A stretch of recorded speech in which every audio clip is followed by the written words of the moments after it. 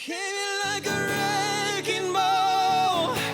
I never hit so hard in love. All I wanted was to break your walls. All you ever did was wreck me. You wrecked me.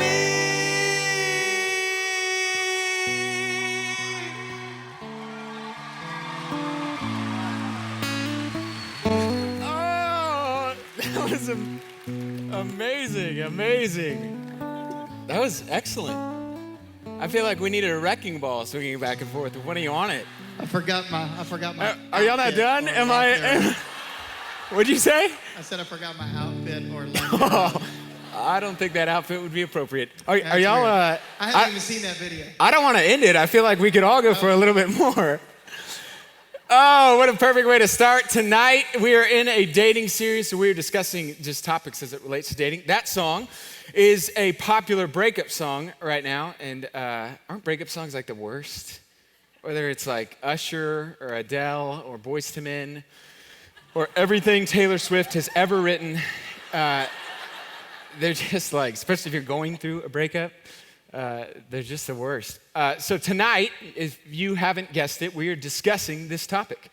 My first experience with love and relationships happened when I was in the second grade. I was in Miss Inahosa's class. There was a little brunette girl that sat right in front of me. And shortly after meeting this young lady, she came up one day on the playground wearing Umbro shorts, and she told me, I think we should be boyfriend and girlfriend, which was a little like, whoa, girl initiating, but I was okay with it then, so I'm in. And so shortly after that, Valentine's Day came, never had a Valentine before, and she gave me a beaded ring that she had made with her mom. It was like, I was like smitten, and I'm watching a lot of Saved by the Bell at this point, for some reason at 7. So this is my Kelly Kapowski. And shortly after that, all of my hopes and dreams for this relationship and blossoming one would be totally smashed to pieces because a few weeks later, she showed up and said, I think we should break up. Yeah, I know. And as a 7-year-old, you're like, what? I thought we were going to the altar. What? Don't tell me that ring didn't mean something to you. That was a symbol. What? And not only that, she asked for the ring back. Yeah. Like, I pawned that thing. I don't even have any. It's not worth anything to them or me. What?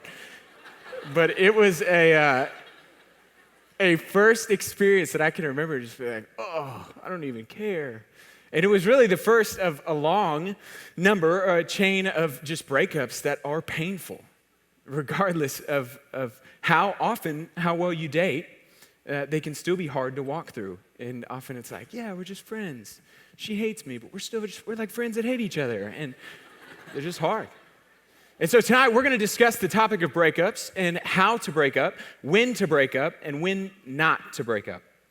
Because in the reality of life, in a dating world, which we live in, breakups are a part of that and a necessary one as we explore and search and find the right person. So we're going to go through really a list of when to break up, because in this dating series, here's what we know.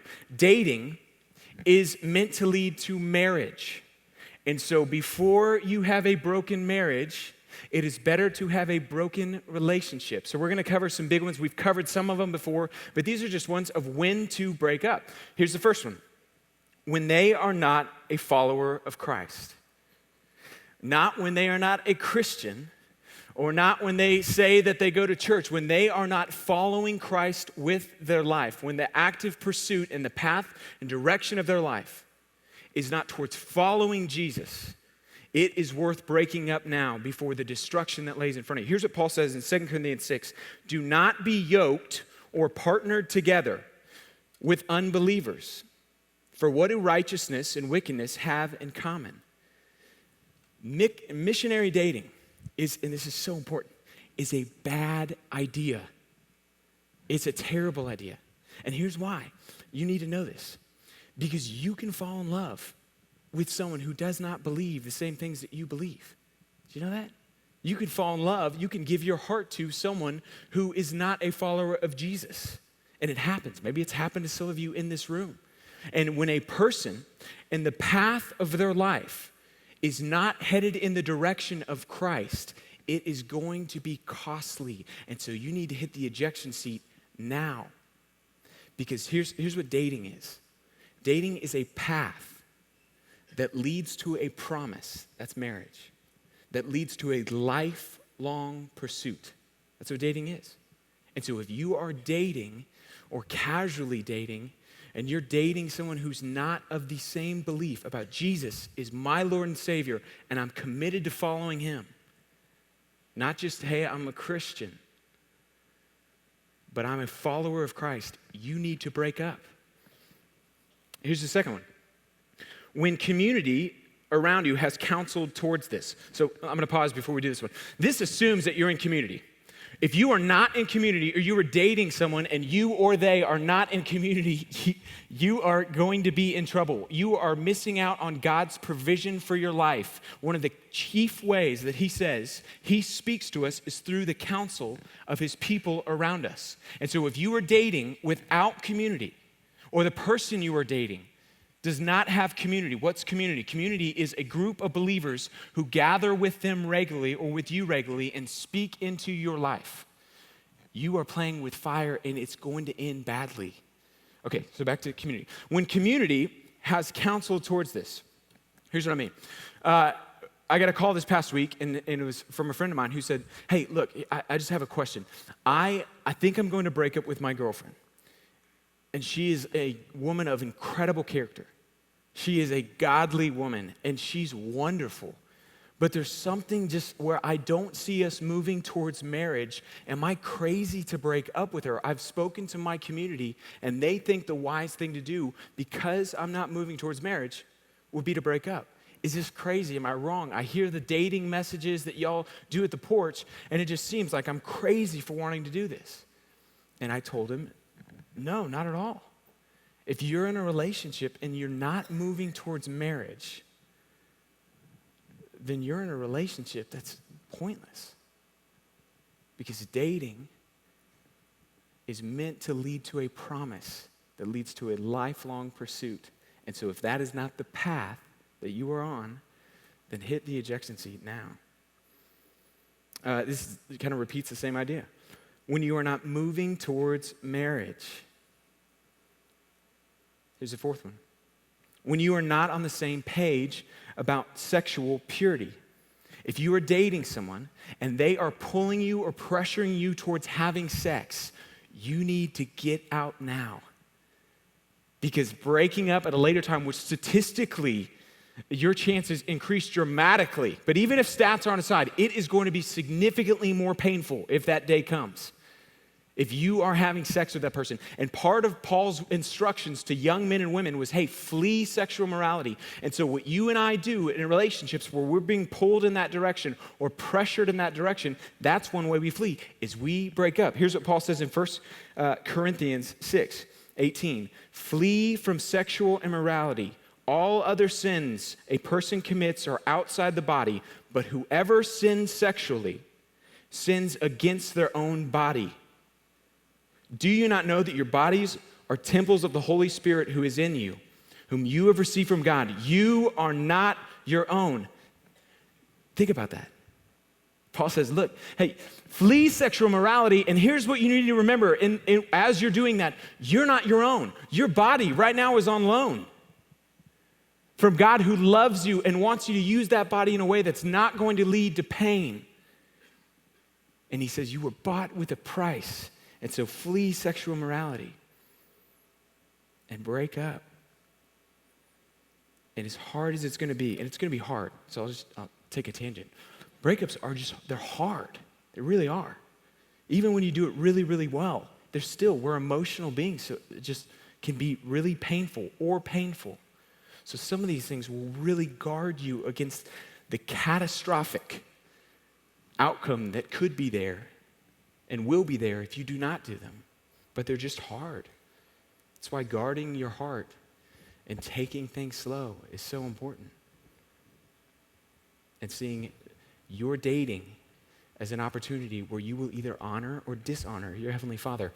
My first conversation with our senior pastor, whose name is Todd. He was here a few weeks ago. Was about this topic of dating, where I literally had just met him. I sat down with him, and he said, are you dating someone? And this was like 5 years ago. I wasn't. And I said, no. He said, why not?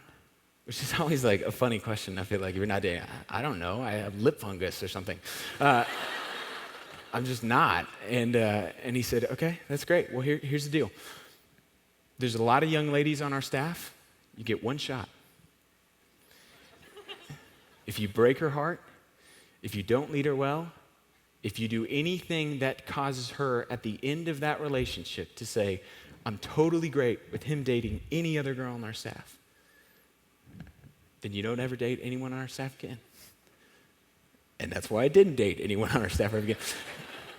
But his point was, look, if you do not leave her better than you found her, which is your responsibility as a Christian man, then you won't date again, and you will dishonor God, and there will be other consequences to go along with that.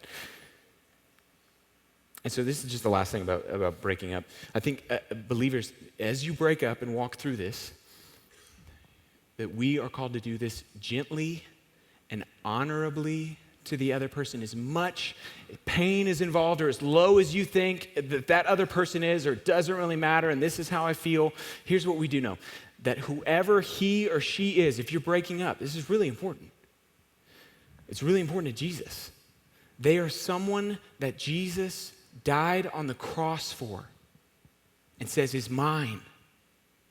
And so as you walk through that, and it's going to happen, it may need to happen after tonight, do it gently, speaking honestly, not blaming it on God, but speaking honestly. And here's the last one. Here's when to break up. Before you get married. Which I wish went without saying, but it clearly hasn't in our country. And so we're going to discuss when not to in marriage. And that when to not break up, i.e. marriage, and really Jesus' words on marriage and on divorce. But here's what we know about divorce. This is what Time magazine said a couple years ago. There is no single force causing as much measurable hardship and human misery in this country as the collapse of marriage. 5 out of 10, between 4 and 5 out of 10 people are having divorces. The amount of pain and misery in our land is almost incalculable. Psychology and sociology has done studies, and they've discovered that when a person walks through a divorce, I promise this is going somewhere. If you're going, why are we talking about this? I'm not married. I'm not even dating right now. I promise it's going somewhere, because remember, dating is a path, and most likely you will get married. In fact, 80% of you will get married before you leave the decade you're in. And dating is a path that leads to a promise, that leads to a lifelong pursuit. And there is nothing destroying our nation like the collapse of marriage. And the war against marriage is not coming from the homosexual agenda, it's coming from within the church. And the collapse of the sanctity of marriage between man and woman, divorce. And this message is so important for you and for me and for our nation to hear, because we live in a culture that says nothing close to what God's standard of marriage and divorce is. Kanye West in the club going, we want prenup, we want prenup. It comes not close in any way. That's right. And anytime, as we said last week, a nation or a people devalues something, as we're going to see tonight with marriage, God says is of incredible value, the result is catastrophic. And so we're just going to explore what Jesus says about this, because there is a tidal wave of destruction pouring through our land. Some of it's been poured into this room. It's been poured into my life. Divorce in every way that I look is there. My grandparents, my parents, sibling, my wife's parents. And Jesus has something to say about it. And I promise you this, you're probably going to learn something about what his view on marriage, which is very distinct from the culture around us. But his words in the midst of a culture that so devalues marriage are breathtaking. and we're going to see it. We're going to be in Matthew 19 as we explore what Jesus has to say about this topic, about when to not divorce and why this is so important, because all of you are heading towards that direction. And maybe the generation before us, nobody told them. And oftentimes the problem is people like this that do what I do or do what JP does, they stand up here and they do not teach what Jesus said because it's just not practical as it relates to marriage and divorce. And so we're going to discover what he says. And I'll say this, I don't like what Jesus says. I'm not comfortable with it. It makes me uncomfortable. And I know that the people who heard what Jesus had to say about marriage felt the same way. In fact, this is the response that they had. The disciples who said to him, this is Matthew 19, verse 10, if this is the situation, as Jesus discusses marriage, between a husband and a wife, it's better to not marry. And you would expect Jesus, and we're going to see what he says, you'd expect him to go, oh, no, marriage is awesome. You got to do it. It's great. He goes, yeah, some people can handle it, some people can't. And he walks off. And so if that's not the response, or if that is the response you feel as we leave tonight, I feel it with you, and we probably understand it appropriately. But here's what he says. So Matthew 19, verse 3, we're going to pick it up right there. Some Pharisees came to test him. Pharisees were these legal experts, or experts in the Old Testament, and they were always trying to test Jesus because Jesus was really popular with the people, and they didn't like that. So they come up, and they're going to test him about this subject. And they asked him, is it lawful for a man to divorce his wife for any and every reason? So here's what they're asking. What are the circumstances under which it's possible to get a divorce? When would it be possible for a husband and wife to split up? And in Jesus' day, there were two schools of thought. There was one school that said you can get a divorce anytime you want. If you find someone who's prettier, if she burns the toast, that's literally written in the literature from the first century. You can walk away. Talk about security there. If you find anything wrong with her, you can marry someone else. And then there was another school of thought that said only if there's been sexual immorality or adultery can you divorce your wife. And so they asked Jesus, hey, we want to know where you stand. What are the circumstances under which a man can divorce his wife? And here's what he says. Haven't you read, he replied, that in the beginning the Creator made them male and female? And the Pharisees are going, okay, Jesus, okay, that's great. That's fascinating. Male and female in the beginning. What are the circumstances under which a man can get a divorce? Don't go off topic or give me a parable. What are the circumstances under which, and here's what he says. And said, for this reason, a man will leave his father and mother and be united. That's the word glued. It's the same word that appears at this time in other literature for glue. If you glued something together, a man will leave his father and mother and he will be united or glued to his wife, and the two will become one flesh. Jesus says, maybe you didn't realize this, but when marriage takes place, when a man and a woman come together, it's not just a ceremony and a honeymoon. It's not just a certificate and then there's some exciting stuff afterwards. He says, no. There's something so much bigger, and there's another party involved, and he's going to tell us who it is. So the two are no longer, so they are no longer two, verse 6, but one flesh. Therefore, what God has joined together, let no one separate. That Jesus says when a person, a man and a woman, get married, that they no longer are just Jack and Jill, but the two have been two entities who have now become one. And they cannot be separated. That they're no longer these two different things. He says, look, when the two came together, you didn't realize it. You may not have thought it. But when you married that person, or when a person marries a spouse, they become united in a way that they cannot be separated, is what he says. He essentially says this. The goal of marriage is not oneness. The result of marriage is oneness. And you may not have realized it, but this is Jesus who's saying, when that took place, they are no longer two, they are one person. And you cannot separate a person. They may not feel like it, it may not look like it, but he says God has done something and he is the active agent in every wedding and in every marriage. And he is uniting and has united someone in a way that it cannot be separated. You can't now try to take some of the water and you pour some in here and you pour some in there, and it's not the same. And he says, what God has joined together, man cannot separate. In effect, they're saying, hey, when is it permissible? And he says, it's not even possible. You're asking the wrong question. And that right there is where Jesus stops his answer. And in fact, he just says, don't do it. You can't. And we want to run to circumstances. My mind, my heart runs, wait a second, what about, she walked out and he did this, and there was abuse, and what about, and Jesus just says, it's not possible. That there was something deeper going on, and maybe no one even told you, or your parents.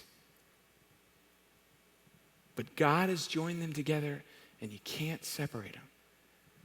And at this point, the Pharisees are going high-fiving each other because they're going, wait a second, he contradicted Moses. Moses wrote about divorce. Okay, now we got him. Okay, so Jesus, verse 7. Why then, they asked, did Moses command that a man give his wife a certificate of divorce and send her away? Jesus replies. So they're referring to Moses in the Old Testament wrote a law where, hey, if a husband divorces his wife, he has to give her a certificate. Here's what Jesus says. I tell you, Moses, verse 8, Moses permitted, that was powerful. Moses permitted you to divorce your wives. Moses didn't command you. Moses permitted you because your hearts were hard. Here's what he says. You know the history of your nation. You know what was taking place. In Moses' day, women could not divorce their husband. In Jesus' day, it was the same way. Moses instituted divorce because the husbands were hard-hearted, he says. They were kicking their wives out, saying, I'm going to do what I want to do. I'm not going to care for you anymore, so good luck out there. And because they would not yield, their hearts were hard.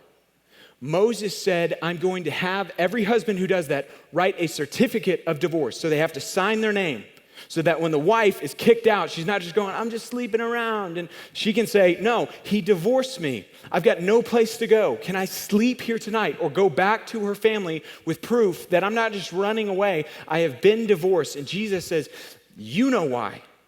Because of sin. Because to protect the women, in order to protect women. But he says this, but it was not so from the beginning. Because here's what we know about marriage. We can add rules, we can change rules. But in the beginning, God created it. And marriage belongs to him. And he says divorce belongs to man. But in the beginning, it was not so. This next sentence is the most debated sentence as it relates to this topic that there really is in this passage and maybe in the New Testament. So buckle up. I tell you that anyone who divorces his wife except for sexual immorality, we're going to come back to that phrase, and marries another. I tell you that anyone who divorces his wife except for sexual immorality and marries another woman commits adultery. Jesus says, if you think because a court gave you a certificate that you are no longer one, but now you're two, you've been divorced, he said, you may have recognized that. Your mom may have recognized it, your grandma, the court may have, but in God's eyes, he hasn't. That you cannot separate what God has made one. And they're thinking, wait, Jesus, I'm not sure you understand. When a person who's divorced marries another person, that's not adultery. That's a divorced person getting married. I mean, you're not understanding the terms. A divorced person cannot commit adultery against this person. They're divorced. They're not married anymore. And Jesus says, no. You cannot separate it. The phrase, except for sexual morality. There's two ways, really, that we understand this verse to work. The first just says, hey, that is the exception clause that Jesus gives, that, hey, you can't get a divorce except for if there's been sexual immorality in a relationship. It's a general word, not meaning adultery. It just means sexual immorality of any course, lust, anything. That's the only case. So that's one way that people understand it. The second is that this is not a reference to adultery because it's just the word porneia. So if it was just porneia, means just lust of any kind. The second is that, hey, this is not for the case of adultery. In other words, Jesus isn't saying, hey, when you get, if someone commits adultery, you have an out. And that argument is based on a few things. Here, I'm just going to give you kind of the reasons why that camp believes what it does, and you can decide for yourself. Because this phrase, the exception clause, does not appear in the other places where this is taught, in Mark and in Luke. That except for sexual immorality, it just says, I tell you, anyone who divorces his wife and marries another commits adultery. That's all it says. That's Mark 10 and Luke 16. You can go read it later. And so that's one reason. And the reason they think it's in Matthew is because Matthew was written to a Jewish audience. The other ones were written to Greeks and to Romans. And so to the Jews, this word, porneia, represented something that happened in Jewish culture. Here's what happened. In the betrothal period, which is like engagement, when there was sexual immorality during the betrothal or the engagement, you had to have a divorce. Some of you guys may have a broken engagement. You couldn't just break an engagement in this culture. You had to legally get a divorce. And the grounds for which it was okay to divorce were sexual immorality, porneia. And so when Jesus says this, they think that he's referencing during the betrothal period, which is very confusing. But this is why Joseph had to divorce Mary quietly once he found out she was pregnant. You ever wonder that? Why does he have to divorce her? The betrothed. Because in this culture, which is also in Matthew 1:18, betrothal had to be divorced. And so that's the camp of how this is not. This is referring to that. The second reason is because the church fathers did not see remarriage as even possible for the first 500 years. That they thought, okay, they can get a divorce in man's eyes, but not in God's eyes, and so they can't marry again. So anyone who divorced in the first 500 years of the church, they could not ever marry again. Because their one flesh, they were no longer with, or their one flesh was still alive and still around. The second reason would be just the porneia. This is, again, why people think that this does not allow, Jesus is not giving an out for marriage. It is permanent, even if you don't recognize it as such. The next reason is just the word porneia. Jesus would not be making it a smaller scope that you can get a divorce. He'd be widening it. He'd say, look, any husband who's ever looked at a woman lustfully, women, you can divorce your husband, which would include every husband that's out there at the part of this body. And so clearly that's not what Jesus is saying. And I think one of the stronger reasons for this case against the permanence of marriage is the picture that marriage presents us. Ephesians 5 says this, that it is a portrait of God's love for the church. That's what marriage is. It's so much bigger than a honeymoon and flowers. That it is a picture of God's unending love. Here's what Paul says in Ephesians 5. Look at this. This is like crazy. For this reason, a man will leave his father and mother and be united to his wife. We just saw that. And the two will become one flesh. Oh, that's great, Paul. You're talking about marriage. This is a profound mystery. But I am talking about Christ and the church. Wait a second, Paul. No. You're talking about marriage. You said a man and a woman come together. And he says, no. Marriage is a picture of God's unending love for the church and his pursuit of you and me, even when we commit adultery with the idols in our life. And it's so much bigger. And I think the last reason for why this permanence, or the strongest argument for this permanence, is the disciples' response. Verse 10 again. The disciples said to him, if this is the situation between a husband and a wife, Jesus, it's better to not get married. To which Jesus responds, Jesus replied, not everyone can accept this word, but only those to whom it has been given. For there are eunuchs, which is not really a term that we use today, but a eunuch, we don't really do this surgery anymore. We do it to our dogs. But in these days, eunuchs were just a person who had the sexual anatomy removed. He said some people have been eunuchs. They were born that way. Others have been made eunuchs when they would serve, in a place where the king didn't want. We'll just keep going. And there are others who choose to live like eunuchs for the sake of the kingdom. There are some people who've been born that way, and there are some who choose to stay single. He's talking about singleness for their life. And whoever can accept this should. Wait a second, Jesus, you didn't even respond. You just said, if this is the case, it's better to not marry. And he goes, if that's what you think, then don't get married. Stay single for the kingdom. But there is something deeper, and God is the one and the active agent at work. And what he has joined together, you cannot separate. So here's the application of why I think this is so important. We were going to talk about sex tonight. I feel like that would have been so much more exciting of a topic. This is so depressing, and you guys look depressed. So here's the application. That you would know what you're walking into. If you are dating someone, this is what you're heading towards. And our culture doesn't come close to what God says about marriage. And it is an abomination to him.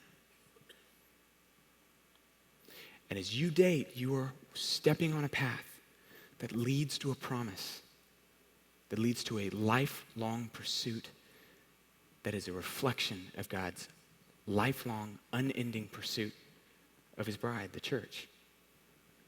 And so now, you need to choose and date wisely. Next to choosing who will be your master, choosing who will be your mate is the most important decision that you'll make. And so choose wisely. Marriage is a wonderful thing. But according to Jesus, it's something that is far more significant than often we understand or realize. And God holds an incredibly high value. That either it's not possible, or it would be like amputation with one flesh. What if I have been divorced? If this is a part of your story, you need to go to divorce care. Divorce care meets on Tuesday nights. It's an amazing ministry where they will help lead and walk through all the pain that's involved with walking through something like that. And I think you need to pursue reconciliation with your spouse. What if they're not a believer? It doesn't say it matters. 1 Corinthians 7, it says if they abandon, then just let them go, but not to remarry. But God's heart is always for reconciliation.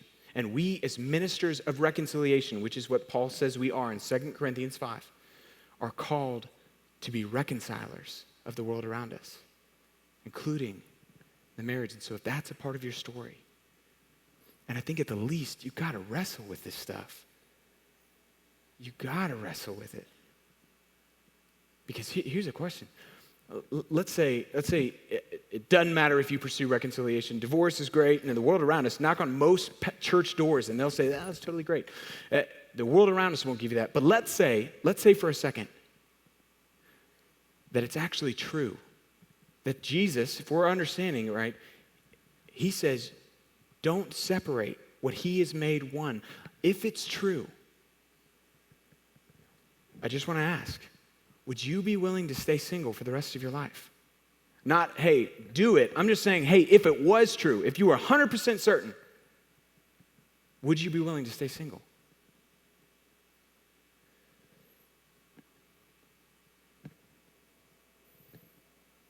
Or if it was 100% certain that God's will for you was to pursue reconciliation, regardless of what they did or how many times they left, whatever the circumstances was, would you be willing? Just would you be willing? If it was 100% true, would you be willing then to pursue reconciliation? I'm not even saying it is. I'm just saying if we were able to drop our emotions, would you then? And this is so huge because the generations that have gone before us have done such a poor job about modeling this. And here's what we know. There's a lot of debate, but it is a big deal to God because he says it is a picture of my unending love for the church. And so if I ever abandon my church, then you can abandon your wife. But I never will. And I'll never give up on her. And he won't ever give up on you if you're a part of that. And so that is to be displayed in the marriages. And God says it is a big, big deal to him. I feel like this message, I read it, and it just like raises more questions for me than answers. I'm like, Jesus, but what about, let's say Bob and Mary, and I feel like it just feels so condemning. It's like, wait, Jesus, you're picking on divorced people. And here's what I would say, if that is, or if that's been a part of your parents' story, whatever story, when you read the Gospels, it may seem like that here, but that's not the Jesus you interact with. Like, he didn't just go around condemning people like, oh, you got divorced and you slept with her and you're just a liar, and going around telling people all the things they did bad. He walks up to a woman, we said this last week, who just committed adultery. And here's what he says, I don't condemn you. And if that's a part of your story, any shame that you're feeling, I don't think if Jesus was here, you would have felt. But this is the incredible truth about what marriage is and the high standard it has. And regardless of where you are in the room on that scale, there's an incredible grace that's coupled with that every time we encounter Jesus. And he offers it to us tonight.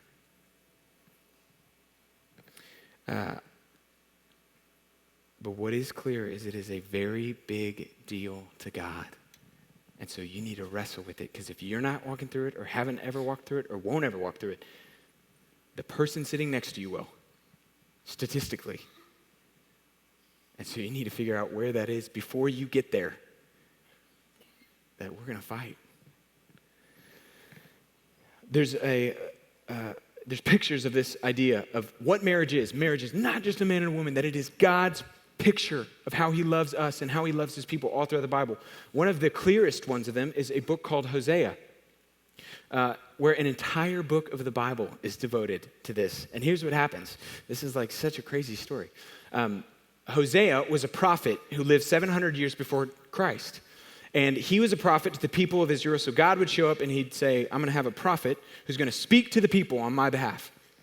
And he showed up to Hosea and said, you're going to speak to the people on my behalf, but I want you to do something. So God shows up and he tells him this is the second verse in the chapter. I want you to go and marry a prostitute. And I want you to have children of prostitution. And so, which is so shocking, because if you're Hosea, you're like, am I sure this is God right now? I feel like that sounds more like the devil or something. And her name was Gomer. It's like, she didn't have a cool prostitute name, Gomer. And so he says, I want you to go marry this prostitute. And in the same sentence, he says, and you're going to have children of prostitution that you're going to raise.